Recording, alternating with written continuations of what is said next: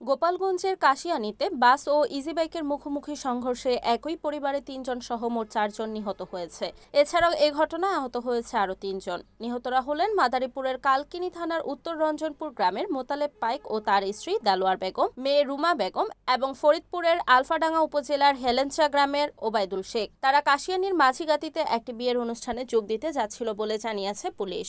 আজ শনিবার বেলা ১২টার দিকে ঢাকা-খুলনা মহাসড়কের কাশিয়ানী উপজেলার মাঝিগাতি বাস স্ট্যান্ড এলাকায় এই দুর্ঘটনা ঘটে। ভাঙ্গা হাইওয়ে পুলিশের সার্জেন্ট মোহাম্মদ রাসেল মিয়া ঘটনার সত্যতা নিশ্চিত করে বলেন, খুলনা থেকে ঢাকাগামী ইমাদ পরিবহনের একটি যাত্রীবাহী বাস ঘটনাস্থলে বিপরীত দিক থেকে আসা একটি যাত্রী বোঝাই ইজি বাইকের সাথে মুখোমুখি সংঘর্ষ হয়।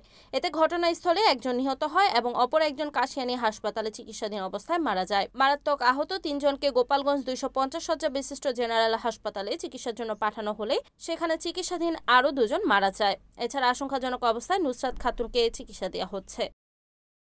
রিপোর্ট হাবিবুল্লাহ খান হাবিব, এনএন টিভি, গোপালগঞ্জ।